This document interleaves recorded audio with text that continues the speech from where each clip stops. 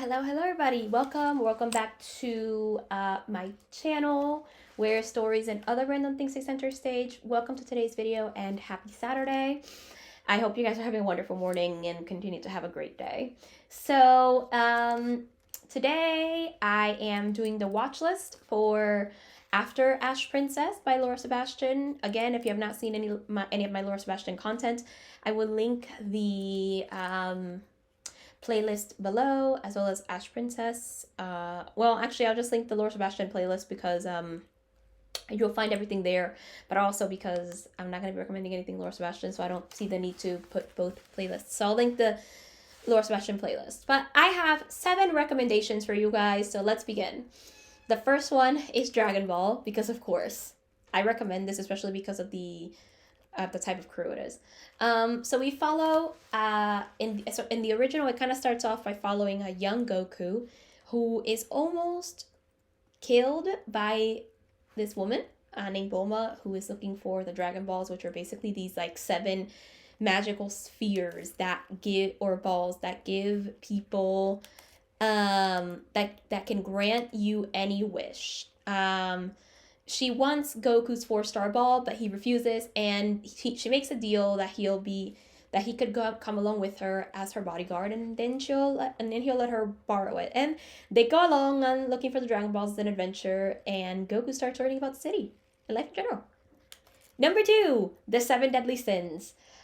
We follow here Princess Elizabeth, who is the 3rd princess of Leonis, and she is on a quest to find the 7 deadly sins, which is basically a band of knights that supposedly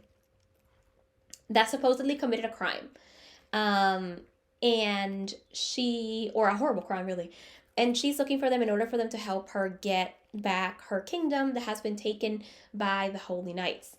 So she inadvertently bumps into Meliodas, who is the captain of the 7 deadly sins, and he agrees to help her because he also has some scores to settle. So they go on a quest to find them and free the kingdom. There's a bigger overarching plot, but like this is the best way to describe it, honestly. The next one is the Rising of the Shield Hero. We follow Naofumi Uwatani, who is basically an otaku, and he is looking for stuff to read in the library, and he finds this book about these 4 heroes: the sword hero, the bow hero, the spear hero, and the shield hero.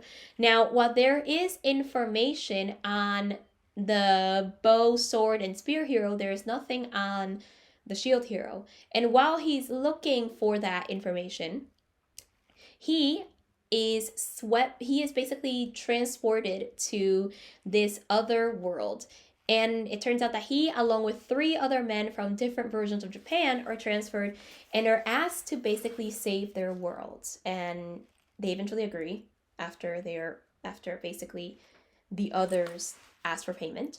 But basically, yeah, they are summoned to this world to save it. And when they're about to go on their adventure, however, the shield hero doesn't have anyone who wants to accompany him. He has no companions, and he ends up and the reason is that they consider him to be the weakest, and he does very little about the world.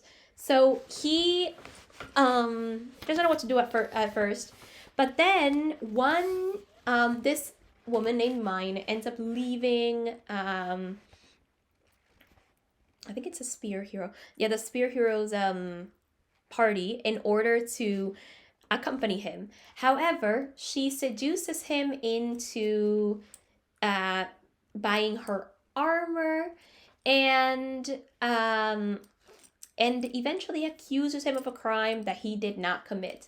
And all his advantages are basically taken away. He's no longer being paid. All of that is being taken away. So he kind of grows a bit cynical, but at the end of the day, he has to start making up for the things that he lacks. Basically, that's like the best way I can describe it.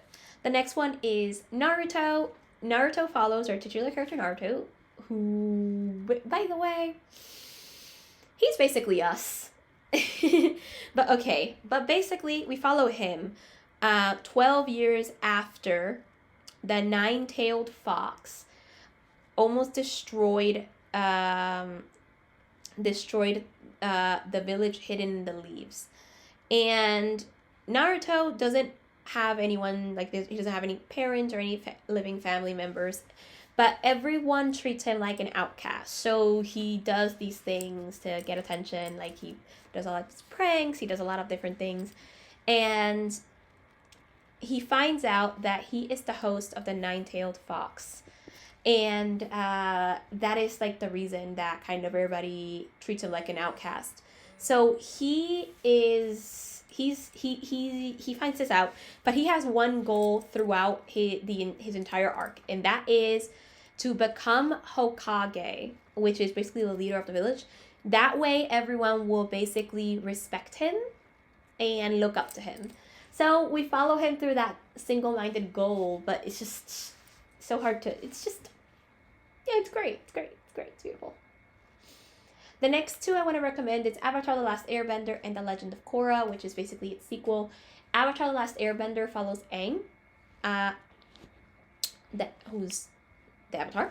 But first, he is found by brother and sister Sokka and Katara. He's basically in an iceberg, and he finds out that he has been there for basically about 100 years. And he comes into a world where the entire world is basically at war with the Fire Nation. And we find out that he's the Avatar, and he's the only person that can master all 4 elements. So they go on this journey to get him to, for him to master all the elements. The Legend of Korra follows the subsequent Avatar, again, Korra. And she had already mastered most of the elements, but she now has to master airbending. But Tenzin could not teach her right away in the way that she basically had been used to. Basically, she was basically being sheltered by the White Lotus, and she was being kept under guard and everything. So her teachers would basically go to the Southern Water Tribe to teach her. And because Tenzin could not teach her because things arose in the city, in Republic City, she decides to go to Republic City in order to get the teaching. And that is when she starts finding out the plight of the people and starts actually doing her duty as the Avatar. And we follow her journey, basically. And then the last series I want to recommend is DC's Legends of Tomorrow, where basically a bunch of these kids and, well, not kids, I'd say,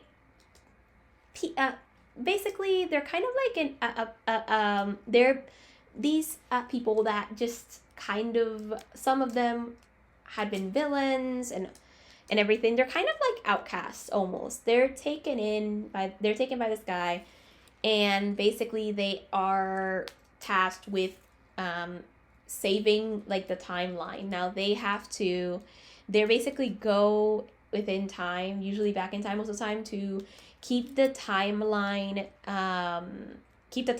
straight. Basically that's what they do. It's really hard to describe this series, especially because I haven't watched it in a while. So those are all my recommendations for watching. Let me know your thoughts. Do you have any other recommendations? If you do, I'd love to see them. Let me know. If you're interested in my content, subscribe. I look forward to seeing you and welcoming you into this little corner of the internet where you and I hang out, even if it's for a couple of minutes in every video, but we hang out, we hang out. So anyway, I will see you in my next video, whatever that will be, and even whenever, because in case, I post mostly on Saturdays now, but if I have bonus videos, I will put them up. So yeah, anyway, I'll see you soon. Until my next video, consume stories. Bye!